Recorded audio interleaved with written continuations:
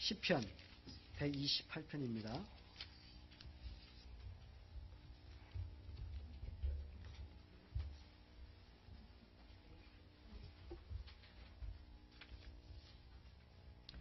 시편 128편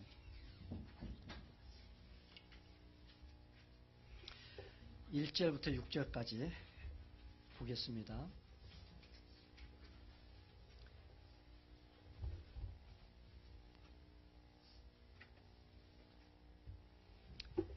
시편 128편 1절부터 6절까지 우리 같이 1절부터 6절까지 합독하겠습니다. 여호와를 경외하며 그 도에 행하는 자마다 복이 있도다. 내가 내 손이 수고한 대로 먹을 것이라. 내가 복되고 형통하리로다. 내 집 내 실에 있는 내 아내는 결실한 포도나무 같으며 내 상에 둘린 자식은 어린 감람나무 같으리로다. 여호와를 경외하는 자는 이같이 복을 얻으리로다. 여호와께서 시온에서 내게 복을 주실지어다.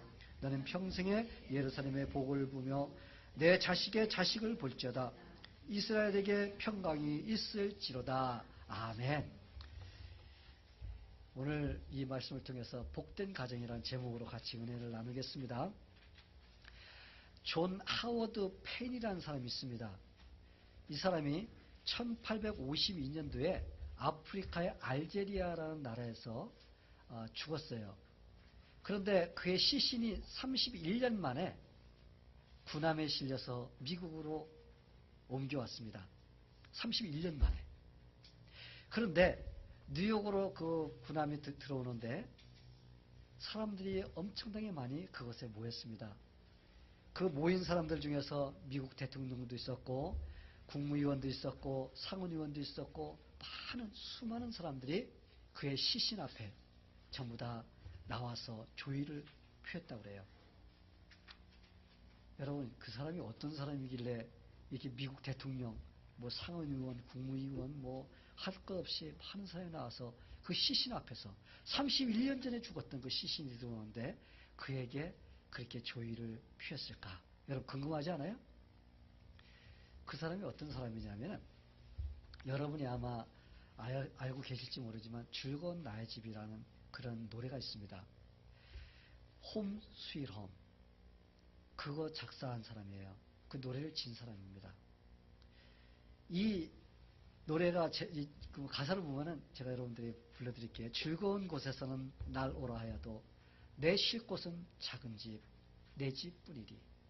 내 나라 내 기쁨 길이 쉴 곳도 꽃 피고 세우는 집, 내 집뿐이리. 아주 짧아요. 이 짧은데 이 짧은 노래가 가정이 얼마나 중요한가에 대해서 전 세계적인 사람들에게 알게 해준 그런 노래였습니다. 이 가정이 얼마나 중요하다는 것을 일깨워 줄 수 있는 그런 노래였기 때문에 수많은 사람들이 그 사람에게 존경을 표했던 것입니다. 성도 여러분, 가정은 행복의 창고입니다. 우리가 애써 가꾸고 소중하게 지켜야 될 보물, 이게 바로 우리의 가정이에요. 사랑하는 성도 여러분, 5월달은 가정의 달입니다. 하나님은 이 각 가정이 행복하기를 원합니다. 왜 그런지 아세요? 하나님께서 우주 만물을 만드시고 사람을 만드시고 제일 먼저 만들어 주신 것이 무엇이냐면 가정이에요. 가정. 아담과 하와를 결혼하게 하고 그래서 그 가정을 꾸미게 만드셨습니다. 가정의 제도를 하나님께서 만들어 주시고 하나님께서 그 가정을 통해서 하나님을 섬기면서 행복하게 살기를 원하는 것이 하나님의 그 꿈이었고 계획이었습니다. 성도 여러분, 사람들에게 행복한 가정이 어떤 가정일까요? 라고 질문하면 여러분 뭐라고 대답할 거예요? 여러분, 행복한 가정이 무엇이며 조건이 무엇입니까? 그럼 여러분 생각에 지금 떠오르는 게 뭐예요? 많은 사람들이 행복한 가정의 조건이 무엇입니까? 물어보면 제일 먼저 떠오르는 게 돈이에요.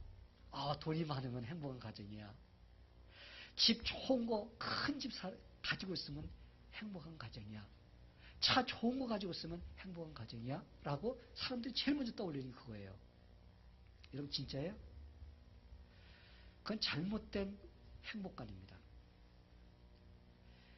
여러분, 행복이라는 것은 돈을 많이 가지고 있어서 행복한 것이 아니고, 집을 좋은 거 갖고 있어서 행복한 것이 아니고, 차를 좋은 거 갖고 있어서 행복한 것이 아니라는 거예요. 그런 것을 다 가지고 있어도 행복하지 못한 사람들이 얼마나 많은 줄 아세요? 진짜 행복한 사람은 진짜 그런 걸 가지고 있지 않아도 그 마음이 행복한 사람이 행복한 가정을 만들 수가 있는 것입니다. 아무리 많은 것을 가지고 있어도 그 사람의 마음에 행복이 없으면은 그 사람이 가지고 있는 것 아무 소용이 없게 되는 겁니다. 우리는 좋은 환경이 우리를 행복한 가정으로 만들어주고 나를 행복하게 만들어주는 것이 아니라 내 마음속이 행복이 있어야지 행복한 가정을 만들 수가 있는 것입니다. 성도 여러분, 우리가 비록 세상 것이 없다 할지라도 우리가 서로 사랑하고 서로 아껴주고 돌봐줄 수 있는 그런 사람이 있는 곳이 바로 행복한 가정인 겁니다. 이런 사람이 사는 가정이 내일이 있어요. 꿈이 있습니다. 소망이 있습니다. 이런 행복한 가정이 될 때 이 세상에서 하나님이 주시는 작은 천국을 우리가 맛볼 수가 있는 것입니다. 가정에서부터 우리가 행복을 맛봐야 돼요. 그래야지 우리가 진짜 천국을 갖다가 맛볼 수가 있는 것입니다. 미국의 자동차 왕하면은 포드예요. 그렇죠? 여기 아마 자동차 굴러다니는 3분의 1이 아마 포드가 아닐까 생각이 됩니다. 이 사람이 대기업을 일으켰어요. 포드 자동차 회사를 만들어서 그 사람이 엄청나게 많은 사람들에게 싸게 모든 사람이 자동차를 갖게 한다는 그 꿈을 가지고 그 사람이 만들었습니다. 그래서 많은 사람들이 자동차를 가질 수가 있게 됐습니다. 그런데 그분이 이제 나이가 들고 그래서 시골에다가 자기가 살 집을 갖다 조그맣게 이렇게 지었어요. 지었는데 사람들이 너무 초라하니까 사람들이 와서 걱정스럽게 포드에게 이렇게 물었다고 합니다. 아니, 대기업의 총수가 살기에는 너무 초라하지 않습니까? 이럴 때 그 포드라는 사람이 이렇게 말했다고 합니다. 얼굴에 가득히 웃음을 머물면서 가정은 건물이 아닙니다. 비록 작고 초라하더라도 예수님의 사랑이 넘치고 서로가 사랑하는 사람이 있으면 그곳이 바로 행복한 가정입니다.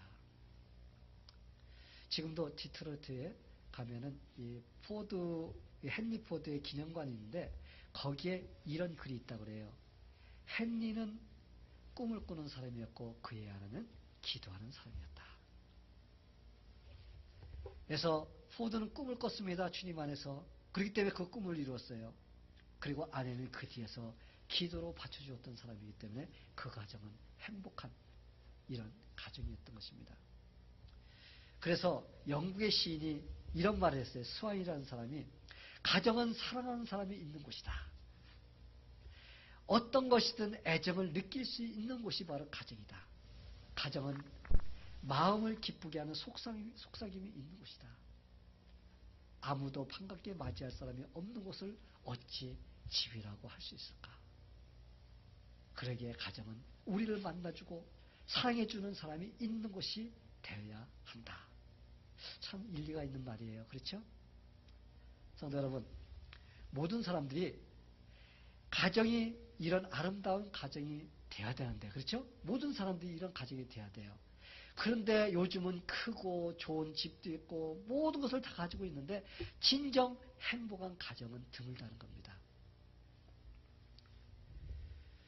사랑하는 성도 여러분, 행복하고 즐거운 가정은 저절로 만들어지는 것이 아닙니다.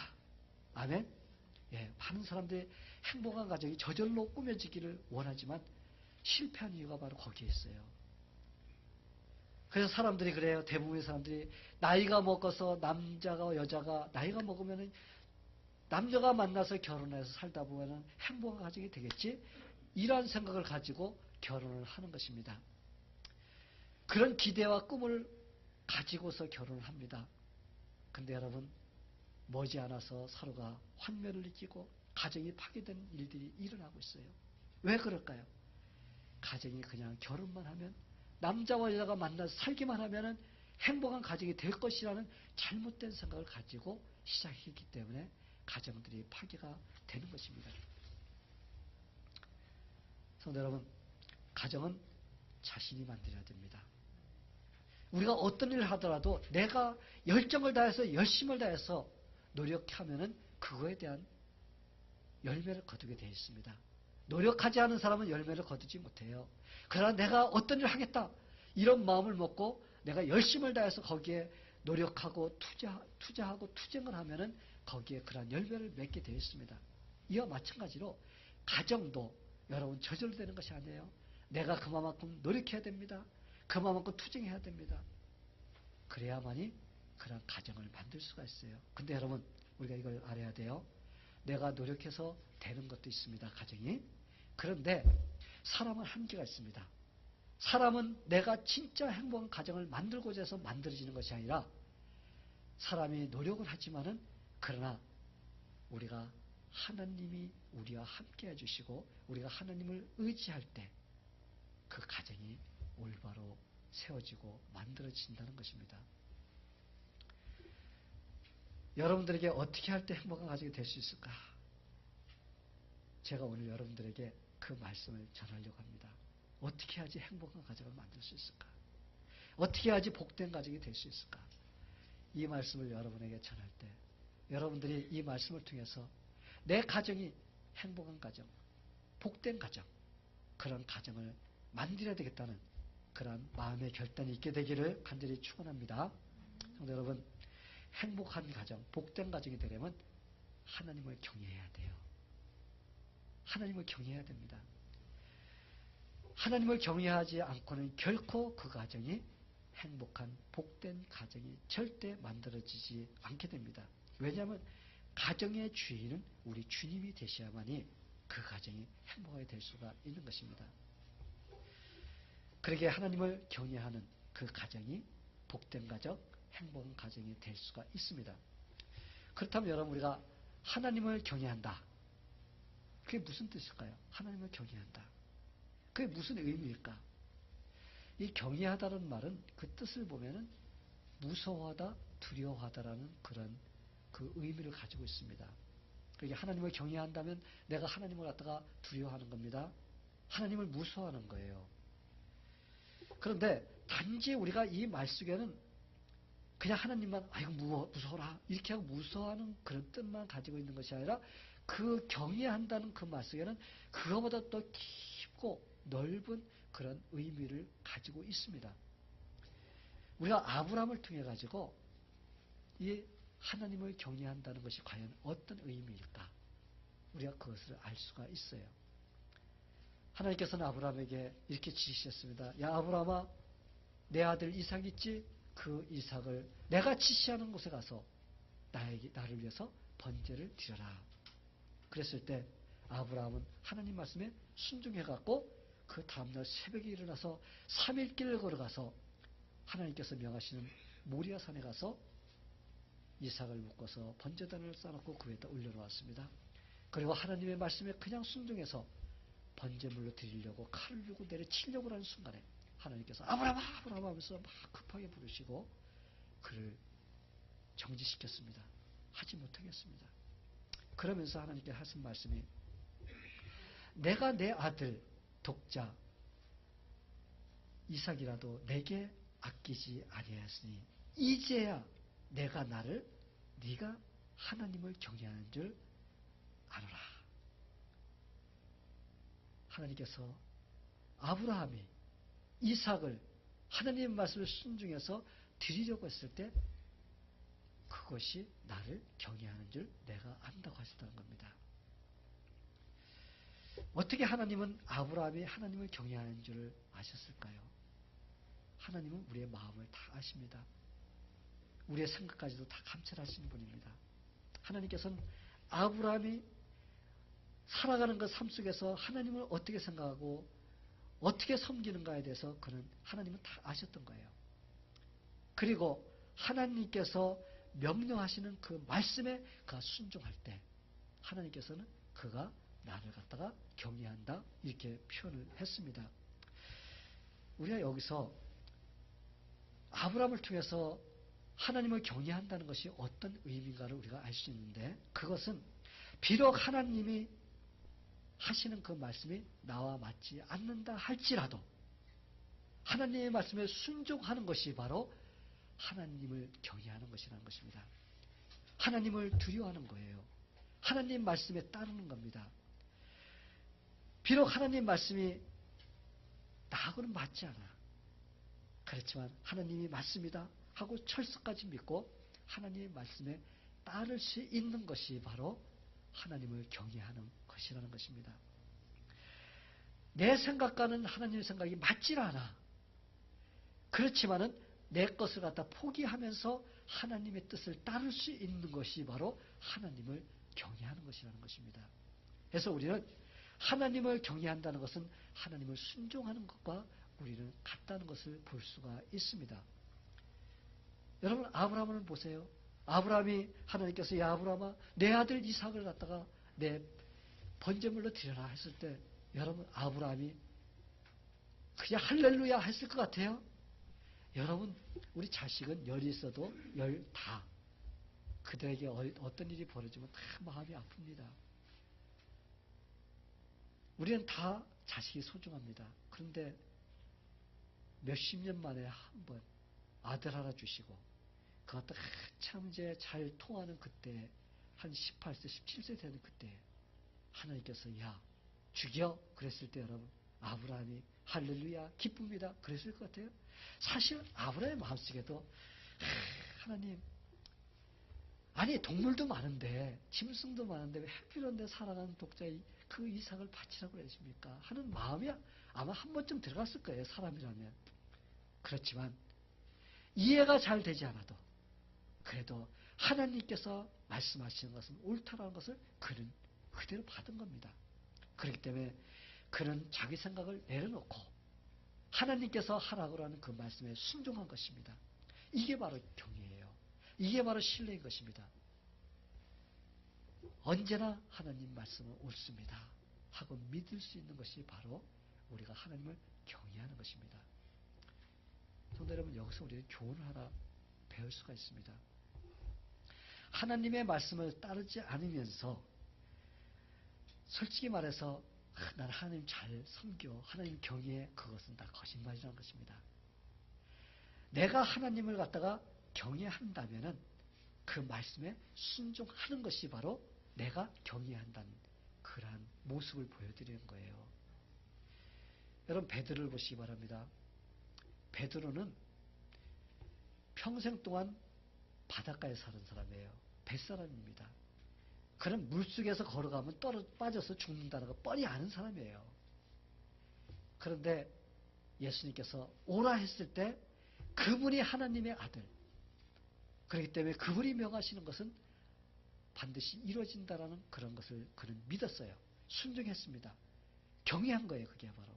그랬을 때 그는 배에서 나와가지고 예수님의 말씀에 순종해서 어떻게 했어요? 물 위를 걸어갈 수가 있었던 것입니다. 이게 바로 순종이요. 이게 바로 하나님을 경외하는 거예요. 교회 다니는 사람들은 모두가 하나님을 경외해야 됩니다. 하나님을 순종해야 됩니다. 그런데 하나님을 두려워하지 않는 사람들이 참 많다는 생각이 들어가요. 말로는 하나님 두려워해요. 하나님 순종합니다. 그러는데 순종하지 않아요. 따라하지 않아요. 행동을 하지 않습니다. 이것은 결국은 하나님을 경외하지 않는 것입니다. 그렇기 때문에 하나님께서는 우리에게 내가 나를 경외하느냐? 그러면 아브라함같이 순종해라. 내가 나를 경외하느냐? 그러면 내 명령에 순종해서 따라와라. 이게 바로 네가 나를 갖다 경외하는 표라고 이게 말씀하시는 것입니다. 성도 여러분, 우리가 하나님을 경외하는 가정이 되어야 돼요.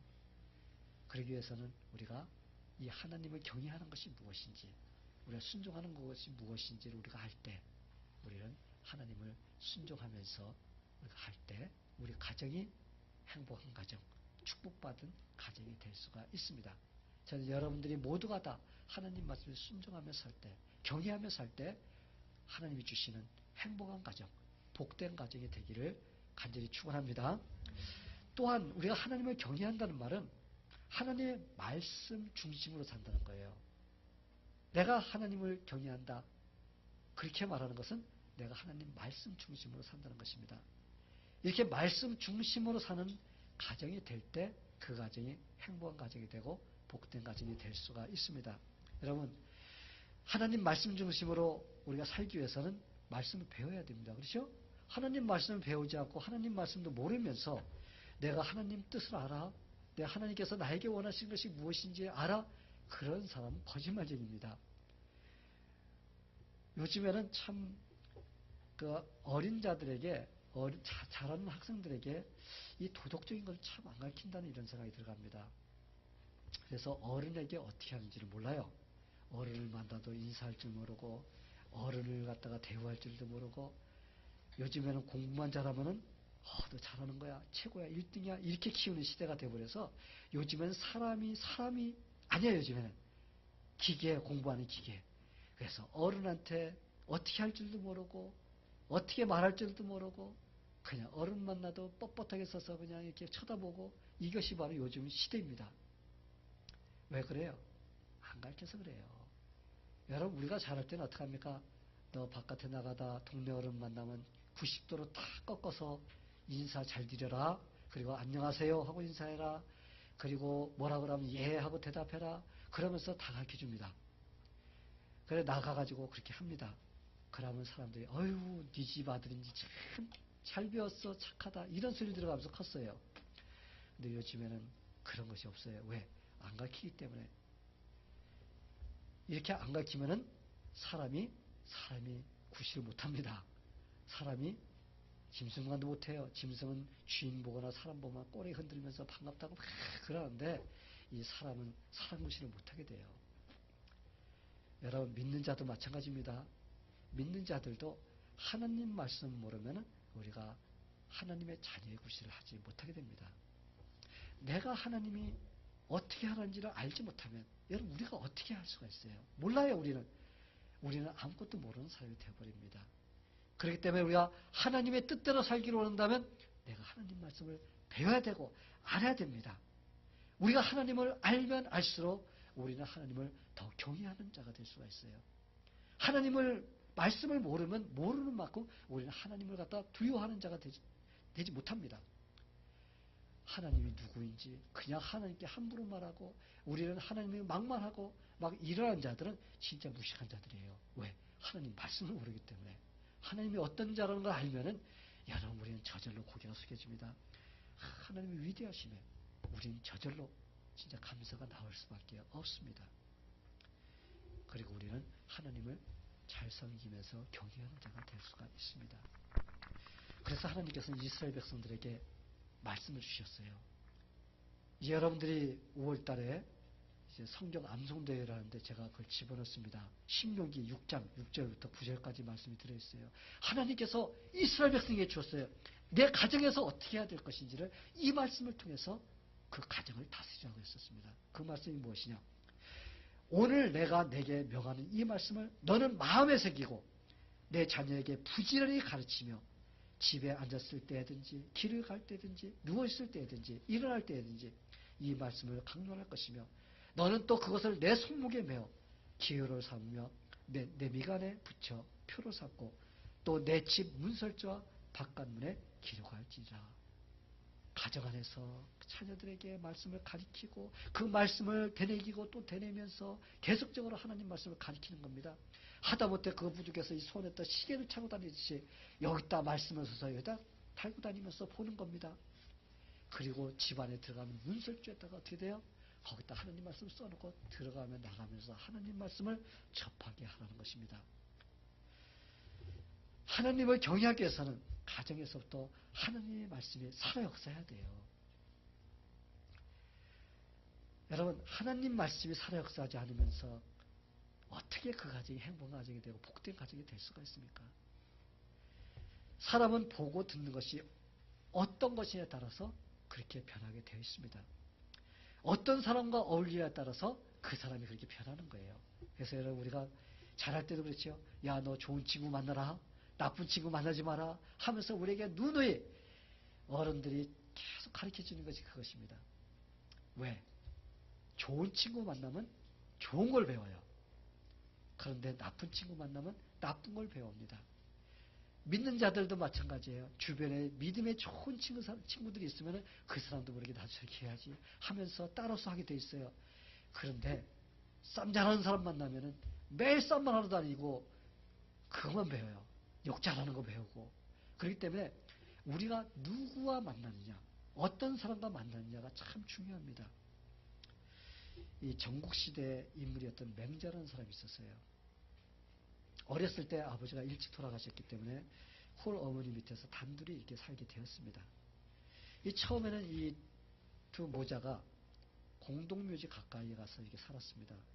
그런데 이 맹자가 나가서 밖에 나가서 놀기만 하면 아이들과 모여서 아이고 아이고 하면서 땅에 엎드려서 막 곡하는 거 배워가지고 매일 놀이하는 것이 그거만 하는 겁니다. 그래서 야, 그 맹자 엄마 그걸 지켜보더니 야, 이거 애 키울 때가 안 되는구나. 그래 다시 이사를 갔습니다. 어디로 갔냐면 장터 근처로 갔습니다. 그랬더니 이 맹자가 나가서 친구들과 놀면서 매일 하는 것이 장사놀이예요. 야, 이거 이런 일불에 3개 사면서 막 장난하는 거 매일 그것만 하고 있습니다. 그래서 야, 여기서도 애 키울 때가 못 되는구나. 그래가지고 다시 이사를 갔습니다. 어디로 갔냐면 그 서당이 가까운 그런 마을로 이사를 갔어요. 그랬더니 이 아이가 동네에서 친구들과 어울리기 시작하더니 동네 어른들에게 깍하게 인사하는 거, 어떻게 말하는 거, 막 이런 것을 배우는 겁니다. 그리고 서당에 가서 이렇게 해서 들으면서 그 글귀를 배워와서 외우면서 이렇게 잘하는 거예요. 그걸 보면서 야, 바로 여기구나. 여기야말로 내 아들을 키울 수 있는 장소구나. 그래서 거기에서 오랫동안 살면서 키워서 우리가 지금도 맹자하면은 인간적으로 그래도 위대한 사람으로 우리가 인정해 주는 사람이 되었습니다. 성도 여러분, 믿는 자들도 환경이 얼마나 중요한지 몰라요. 믿는 자들은 가정적으로 하나님의 말씀이 주장하도록 하는 환경을 만들어야 돼요. 그럴 때 하나님의 말씀을 배워서 알게 됩니다. 말씀을 알면 아는 만큼 우리도 실천할 수가 있고 자녀들도 그렇게 하게 되는 것입니다. 이런 아름다운 가정을 만들기 위해서 가족들이 한번 모여가지고 야, 우리 시간 다 틀리지. 그렇지만 우리가 모이면은 우리가 시간 만들어서 우리 같이 기도도 하자. 우리 같이 모여서 하다못해 일주일에 한 번이라도 우리가 시간을 만들어서 우리 하나님께 가정예배를 드리자. 우리 가족이 모여가지고 우리 신앙생활을 어떻게 해야 되는지 우리가 좀 아이디어를 짜내서 우리 가정에서도 주님을 섬길 수 있는 것, 그러니까 우리 교회에서 우리가 어떻게 해야 될지 좀 그런 아이디어도 짜서 우리가 주님을 섬기는 그런 가정으로 만들자 하는 어떤 이런 계획을 짤 수 있는 가정이 돼야 돼요. 여러분 가정하면 그냥 먹고 자고 잠만 자는 가정, 이거는 여러분 다른 짐승들도 그래요. 자기 집에 들어가서 밥 먹고 자고 하고 다 합니다. 그러나 하나님을 섬기는 가정은 우리가 뭔가가 달라야 돼요. 그래야지 저 가정은 하나님을 섬기는 가정이기 때문에 말씀 중심으로 살고 하나님을 경외하면서 사는 가정이기 때문에 야, 그래서 그렇구나. 그래서 저 가정에 있는 자녀들이 저렇게 멋지고 또 하나님께서 인도해 주셔서 저 가정이 저렇게 잘 되는구나 하는 이런 것들을 보여줄 수 있는 가정이 돼야 됩니다. 그런데 믿는 가정이나 믿지 않는 가정이나 밥 먹고 그냥 똥 싸고 잠만 자는 그런 가정을만 만들면 안 된다는 거예요. 다른 믿지 않는 사람들과 다른 무엇인가가 믿는 사람들의 가정에서 있어야 돼요. 그것이 무엇입니까? 하나님의 말씀에 살아 역사할 수 있는 가정으로 만들어야 돼요. 그 가정 속에서 말씀이 같이 나눠지면서 그래 우리가 이렇게 살자 하는 그런 결단이 내려질 수 있는 가정, 우리 같이 기도하자 하면서 기도할 수 있는 그런 시간을 만들 수 있는, 우리가 하나님을 섬기기 위해서 우리가 힘을 합해서 이렇게 하자 하는 이런 것들을 할 수 있는 가정, 이런 가정이 돼야 되는 것입니다. 성도 여러분, 여러분의 가정은 어떤가요? 이런 가정으로 만들고자 여러분 노력하고 있나요? 투쟁하고 있어요? 여러분, 이런 가정은 저절로 만들어지지 않아요. 여러분이 힘들어도 뒤를 짜면서 할 때 처음에는 입이 막 나옵니다. 그거 하자고 그러면. 가족이 아이고 바쁜데 이런 거 하자고 그럽니까 하면서 막 불평 나오고 막 그래요. 그러나 그렇게 한두 번 하다 보면은 이런 것들이 내가 맞춰지는 거예요. 여러분, 이 삐그덕대는 거 두려워하면 안 됩니다. 이런 것들을 맞춰갈 때 잘못된 것이 고다지면서 그때부터 이제는 하나님의 은혜를 받을 수 있는 가정으로 만들어지는 거예요. 그런 노력이 있을 때 그 가정이 행복한 가정이 되는 겁니다. 그런 노력이 있을 때 그 가정이 복된 가정이 되는 것입니다. 저는 여러분의 가정이 바로 말씀이 살아 역사하는 가정. 그럼 반드시 하나님께서 여러분의 가정 축복해 주시고 인도해 주십니다. 그런 가정이 되기를 축원합니다. 하나님께서 이렇게 하나님을 경외하는 가정 그냥 두시지 않는다고 그랬어요. 축복의 약속을 엄청나게 많이 해주셨습니다. 얼마나 큰 축복을 약속해 주셨는지 여러분들이 만약 그 축복을 안다면 아이고 내가 이제까지 그런 축복을 놓쳤구나 하면서 여러분이 안타까워할 거예요. 내가 얼마나 불쌍한 그런 인생을 살았는가 하는 후회를 할 것입니다. 오늘 우리가 읽은 시편 128편 보면은 하나님을 경외하며 사는 자들의 축복에 대해서 약속해 준 것이 줄줄이 나오고 있습니다. 이러한 약속이 여러분의 가정에 임하게 되기를 축원합니다. 하나님의 자기를 경외하는 가정에게 축복해 주신 그 약속들이 있는데 그런 것들이 어떤 것일까? 제가 오늘 여러분에게 세 가지만 말씀을 드리려고 합니다. 첫째로 수고한 대로 거두게 해주시겠다는 약속의 말씀입니다. 여러분 128편 2절에 보면 하나님은 하나님을 경외하는 자들에게 그 손이 수고한 대로 여러분이 수고한 그 손대로 하나님께서 거두게 해주시겠다고 약속하셨습니다. 여러분 얼마나 큰 축복이세요? 그렇죠? 이건 위대한 축복입니다. 여러분 우리가 인생을 살다 보면은 해도 남는 것이 없어. 그렇죠? 여러분이 채로서 물을 뜨려고 하면 떠집니까? 막 가득 떴어. 그래. 쫙 들어올리면 어떻게 돼? 쏙발 다 나갑니다. 아무것도 건지지 못해요. 여러분 우리가 인생을 살다 보면은 뭔가를 한다고 하는데 나중에 보면 빈손이 될 때가 참 많이 있습니다. 이게 바로 우리가 인생을 살다 보면 힘든 거예요. 그런데 하나님께서 우리가 수고한 그 손대로 거둘 수 있도록 해주신다는 것은 이건 위대한 축복인 것입니다. 성도 여러분, 저는 여러분이 이러한 가정이 되기를 원해요. 여러분의 수고해서 헛된 살아도 해도 끝이 없는 그런 것이 아니라 내가 수고하는 것을 하나님께서 인정해 주시고 거두게 해주시는 그러한 축복받은 그런 인생이 되기를 축원합니다. 여러분 이 약속의 말씀을 붙잡고 먼저 그러기 위해서는 어떤 가정이 되어야 된다고요? 하나님을 경외하는 가정. 하나님의 말씀이 살아 역사할 수 있는 가정으로 만들 때 하나님께서 이러한 축복을 주신다는 것입니다. 저는 여러분들이 이 축복의 말씀을 꼭 붙잡게 되기를 축원합니다. 두 번째로 하나님께 약속해 주신 것은 모든 일이 형통하게 되도록 해주시겠다는 축복의 약속입니다. 할렐루야! 야, 얼마나 큰 축복입니까? 하나님은 모든 일들이 잘 되게 해주겠다고 약속해 주셨어요. 근데 그 예로서 가족이 잘 될 것을 약속해 주셨습니다. 내 집안에 있는 내 아내는 결실한 포도나무요. 포도나무 같으며 내 식탁에 둘러앉은 자들은 어린 감람나무 같으리로다. 하나님께서 여기서 말씀하신 결실한 포도나무. 여러분 결실한 포도나무라서 막 포도송이가 주렁주렁 달리면 얼마나 탐스럽고 먹고 싶어요. 그렇죠? 이것은 무엇을 뜻하냐면 형통한 것을 뜻하는 겁니다. 포도나무를 심는 목적이 무엇이에요? 포도를 거두기 위해서 하는 거 아니에요? 근데 포도가 결실했다는 것은 그 목적을 달성한 것입니다. 이와 마찬가지로 하나님께서 하나님을 경외하는 그 가정에 아내를 형통하게 해주시겠다는 것입니다. 아내가 그만큼 결실한 포도송이 같이 알차게 이렇게 해주시겠다는 약속이에요. 누구에게? 하나님을 경외하는 가정에게. 누구에게? 하나님 말씀이 살아 역사할 수 있는 그런 가정에게. 그리고 여러분 그 자녀들도 식탁에 둘러앉아 있는 자녀들. 여러분 감람나무는 하나님을 섬기는 데 쓰는 기름을 짜는 거예요. 그것은 그만큼 형통하게 해주겠다는 그런 약속인 것입니다. 그 자녀도 하나님께서 잘 되게 해주시겠다는 그 약속입니다. 그래서 하나님을 경외하는 그 가정, 축복된 가정이 될 수 있도록 하나님께서 가족을 형통하게 이렇게 해주시겠다는 이런 약속을 우리에게 해주셨습니다. 성도 여러분, 저는 여러분이 이런 축복받은 가정이 되게 되기를 축원합니다. 그리고 마지막으로 후손 대대로 잘 되게 해주시겠다는 그런 약속이십니다. 하나님의 자기를 경외하는 가정을 그냥 단 그 한 세대로 끝나게 해주시지 않겠다고 하셨어요. 그 자손 대대로 내 자식의 자식을 볼지어다. 이건 바로 그 믿는 가정이 계속적으로 축복을 받을 수 있도록 해주시겠다는 이런 하나님의 약속이 있는 것입니다. 아멘.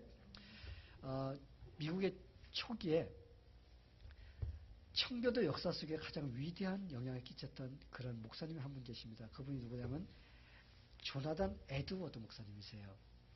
이분이 하나님을 경외한 사람입니다. 하나님을 참 잘 섬겼어요. 그래서 그가 결혼할 때 주님을 또 잘 섬기는 여자를 선택했어요. 그래서 둘이 결혼을 했습니다. 그리고 시작부터 철저하게 그 가정에 우리가 하나님을 경외하면서 하나님 중심으로 우리가 삽시다. 그리고 우리가 자녀들도 그렇게 키웁시다. 하고서는 약속을 하고 그들이 가정을 꾸려나갔습니다. 그 반면에 같은 동네에서 그와 같이 자란 동네 친구 한 사람이 있었습니다. 그 친구의 이름이 누구냐면 맥스 즈쿠라는 사람이에요. 이 사람은 처음에는 교회를 다니다가 나중에는 교회도 다니지 않고 신앙이 없는 여자를 만나가지고 같이 살다 보니까 어떻게 됐어요? 신앙생활을 내팽개치고서는 하나님 모르고 살아가는 삶이 되어버렸습니다. 그래서 이들이 수십 년을 산 다음에 어떤 사람이 이 두 사람의 그 대대로 내려오는 가족들에 대해서 연구를 했습니다. 과연 하나님을 경외하는 사람들의 가정은 어떤 후손을 가지고 있는가? 그리고 하나님 없이 자기 멋대로 사는 사람의 후손의 그 후대는 어떤가에 대해서 연구를 했습니다. 조나단 에드워드의 그 목사님의 가정의 그 후손을 봤는데 617명의 후손이 있었습니다.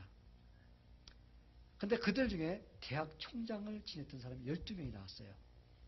그리고 교수가 75명, 의사가 60명, 성직자가 100명, 군대 장교가 75명, 저술가가 80명, 변호사가 100명, 판사가 30명, 공무원이 80명, 하원의원이 3명, 상원의원이 1명, 미국의 부대통령이 1명이 나왔습니다. 그래서 전부 다 이렇게 참 사회 속에서 다른 사람에게 영향을 끼칠 수 있는 그러한 삶을 살았던 사람들입니다. 그 반면에 맥스 츠쿠라는 사람이 애들은 더 많이 낳았어요. 1292명, 거의가 2배로 났습니다. 2배로 났는데 그들 후손을 보니까 유아로 자라다가 사망한 자들이 309명이나 되었어요. 그리고 직업적인 거지가 310명이었습니다. 그리고 불구자가 440명, 매춘부가 50명, 도둑이 60명, 살인자가 70명. 그저 그렇게 산 사람들이 53명이었습니다. 여러분, 우리가 이걸 보면서 하나님을 경외하면서 하나님 말씀주의로 사는 그런 가정과 그렇지 않은 가정의 차이가 바로 이렇게 난다는 것입니다. 사랑하는 성도 여러분, 가정은 하나님이 만들어주신 작은 사회예요. 작은 사회입니다. 두 사람이 모여서 이루어진 사회인 것입니다. 이런 사회가 하나님을 잘 섬기고 경외할 때 축복을 받게 됩니다. 그리고 이런 가정이 잘 형성이 될 때 또한 이 교회도 그만큼 아름다운 교회로 지어져 갈 수가 있습니다. 또한 교회가 잘 세워질 때 이 사회가 변화가 일어날 수가 있습니다. 하나님의 뜻대로 이 사회를 변화시켜 나갈 수가 있게 돼요. 이런 일이 일어나기 위해서는 여러분 저절로 됩니까? 먼저 가장 작은 가정부터 잘 돼야 됩니다. 하나님께서 가정이 얼마나 중요한지 맨 처음에 사람을 만들어주시고 가정부터 세워주셨다는 걸 볼 때 얼마나 중요한지를 우리가 알 수가 있습니다. 이 가정이 잘 될 때 이 사회가 잘 되는 것입니다. 성도 여러분, 저는 여러분의 가정이 바로 이런 가정이 되기를 축원합니다. 그래서 여러분들이 행복한 가정, 하나님께서 축복해 주시는 그런 가정이 되기를 예수님의 이름으로 간절히 축원합니다. 다 같이 기도하겠습니다. 하나님 아버지 감사합니다. 오늘 우리가 5월달은 가정의 달로서 가정이 얼마나 중요한가에 대해서 우리가 생각하면서 이 메시지를 대했습니다. 하나님, 이제까지 우리가 미처 몰라서 하나님을 경외할 줄 몰랐고 하나님 말씀 중심으로 살지 못했던 이런 것들이 있었음을 주님 앞에서 솔직히 고백합니다. 하나님, 지금이라도 우리가 늦지 않았기에 더 늦기 전에 우리가 하나님 앞에 기도하면서 이런 가정을 만들고자 지금부터 우리가 투쟁할 수 있도록 도와주시옵소서. 그래서 우리 산돌장로교에 속해 있는 성도들의 가정 모두가 다 하나님께서 행복한 가정, 복된 가정으로 만들어 주시기를 간절히 기도합니다. 하나님, 마음속에 그런 결단 내리게 해주시고 일단 용기 있게 밀고 갈 수 있도록 하나님께서 도와주시옵소서. 예수님의 이름으로 기도하옵나이다. 아멘.